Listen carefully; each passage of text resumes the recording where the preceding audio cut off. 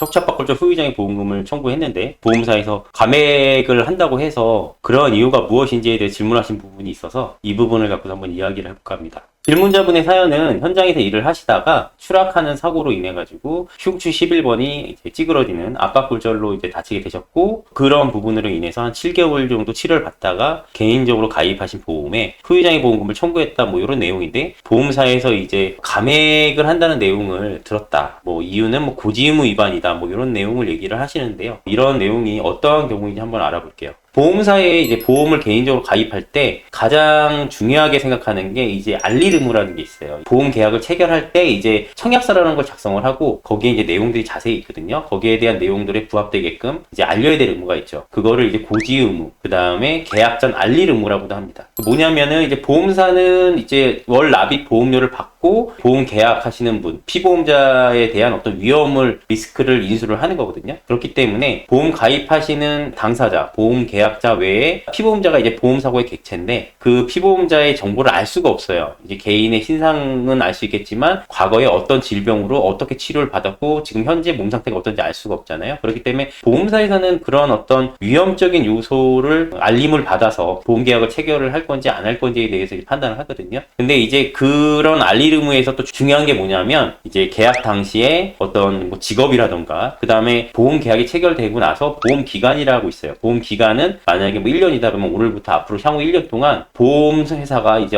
보험 약관이나 증권에 적혀 있는 내용으로 사고가 발생했을 때 담보하는 내용인데, 어떤 담보하는 위험이 보험 계약 당시에는 굉장히 적었어요. 그러면 이제 예를 들어서 이분 같은 경우는 사무직이었으니까 교통사고라던가 어떤 돌아다니면서 발생될 수 있는 사고 위험 가능성이 낮잖아요. 그래서 발생 사고율이 낮기 때문에 보험료가 이제 낮게 측정이 되겠죠. 하지만 이분 같이 보험 계약이 체결되고 보험 계약이 향후 뭐 1년이다 그랬을 때 1년 기간 중에 자기의 어떤 개인 사정에 의해서 사무직에 종사하시던 분이 회사를 그만두고 생계를 위해서 현장직 근로자로 일을 나가시다가 이제 발생한 사고 같은 경우에는 위험률이 바뀌잖아요. 그래서 사무직 직종에 대한 급수가 1급이라고 하면 이제 현장직은 3급에 해당이 되겠죠. 그렇기 때문에 그 위험률의 급수의 차이가 확 늘어나기 때문에 사고에 대한 대비로 보험을 드는데 똑같은 그런 보험료로 인수를 해서 계속 위험을 담보하진 않습니다. 그렇기 때문에 이분 같은 경우는 사무직으로 있다가 보험 계약 기간 중에 직업이 변경돼서 다른 직종으로 일하게 됐다. 그러니까 사무직에서 사무직으로 옮기는 건 상관이 없는데 사무직에서 이런 위험 직종으로 바뀌었다는 걸 알려줘야 되지만 그런 의무를 이행하지 않았으니까 이거는 정확하게 통지 의무 위반, 계약 후 알릴 의무 위반에 해당되거든요. 그렇기 때문에 계약 당시의 보험 효율과 그 다음에 보험 기간 중에 직종이 위험 직종으로 바뀌면서 생긴 보험 효율의 그 차이가 있잖아요. 그 차이만큼 보험 가입 한도액, 그러니까 뭐 상해 후유장애라든가 뭐 척추 압박골절로 보험금 청구했을 때 담보 기준액이 있잖아요. 상해 후유장애 기준 가입금액, 그거를 이제 낮추는 거죠. 낮춰가지고 이제 청구하는 게 이제 본인이 뭐 30%의 뭐 청구 금액에 해당돼서 뭐 예를 들어 1억 담보에 뭐 3천만 원을 받을 거라 생각을 했는데 보험사가 모르는 사이에 직종을 알리지 않아서 위험 직종으로 바뀌었으니까 담보액 자체나 보험금을 깎는다고 보시면 됩니다. 그래서 저 부분은 굉장히 보험사에서 엄격하게 심사하고 적용되는 부분이기 때문에 반론의 여지가 없어요. 왜냐하면 이제 가입 당사자들이 보험 계약자나 피보험자가 주로 피보험자가 해당이 되겠죠. 개인의 어떤 신분의 변화, 그런 부분들의 부분이기 때문에 보험사가 알아서 어떻게 해줄 수 있는 부분도 아니고, 그렇기 때문에 꼭 알려서 그런 부분들을 고지해서 이제 그런 부분들이 차후에 사고 발생 시 문제가 안 되게끔 조치를 취하셔야 되는 부분인데, 그런 의무를 제대로 이행하지 않으셨기 때문에 거기에 대한 어떤 책임으로서 생기는 부분이다 보니까 저 부분은 되돌릴 수가 없고요. 직종 급수가 1급에서 3급으로 변경되면 보통 한 70% 정도 감액된다고 보시면 되거든요. 중요한 게 보험사의 보험 상품마다 또 요율이 다 틀리기 때문에 그분이 어느 정도까지 감액되는지는 제가 직접적으로 알 수는 없고요. 그거는 이제 보험회사의 어떤 그 내부적인 계리 파트다 보니까 그거는 이제 직접 물어보셔서 내가 얼마나 이제 감액이 되는 건지 그 내용을 문서로서 받아보시고 좀 확인하셔야 될 것 같고요. 그 다음에 직종 변경에 있어서 단지 제가 오늘 일시적으로 누구를 친구의 일을 잠깐 도와주러 갔다가 사고가 났다, 이런 경우라면은 다툼의 여지는 있어요. 만약에 지속적이고 연속적인 어떤 반복적인 부분이 아니라 그럴 수 있잖아요. 사람이 살면서 뭐 주변에 친한 지인이 뭐 요거 잠깐만 도와주세요 하다가 사고가 났다, 이런 경우는 직종이 변경된 것도 아니고 업무적인 부분이 아니고 어떤 갑자기 예상하지 못했던 위험이 잠깐 늘어난 부분이기 때문에 그런 부분까지는 적용되지 않습니다. 그래서 이런 통지 의무 위반, 알릴 의무 위반은 굉장히 엄격하게 적용되기 때문에 이런 경우에는 어떻게 대처 방안이 없어요. 그래서 제일 중요한 거는 직종이 변경됐거나 자기의 어떤 신분적인 변화가 생겨서 아까도 말씀드렸지만 위험이 늘어나는 직종, 기존의 사무직에서 건설 현장으로 이렇게 바뀐다던가 아니면은 다른 부분들이 생겨서 생겼을 때는 보험사에 그냥 콜센터 전화하셔서 제가 뭐 이런 직종으로 바뀌었다. 그래서 그런 부분들 알려주셔야 차후에 어떤 이런 부당하다고 생각하는 일들이 발생하지는 않고요. 이렇게 척추압박골절이 발생돼서 보통 후유장애 보험금 청구 금액은 굉장히 큰데 감액되는 게 너무 크다 보니까 한 70% 감액 정도 된다 그러면은 받을 수 있는 범위가 확 줄어들기 때문에 상실감이 크시겠죠. 보험사가 항상 보험금 보상을 해줄 때 호락호락하게 쉽게 주는 부분들이 하나도 없기 때문에 뭔가 문제가 있어서 청구를 해서 보상을 받거나 어떤 다툼의 여지가 있다고 생각이 드신다면 주변에 아실만한 분들이라든가 아니면 전문가한테 한 번쯤은 꼭 상담을 받아보시고 어떤 방향성을 설정하시는 게 매우 중요하다는 거 한번 다시 말씀드리니까요. 오늘의 영상은 여기서 마치고 다음 이 시간에도 실질적인 사례의 질문의 내용을 갖고서 다시 또 영상으로 찾아뵙겠습니다. 감사합니다.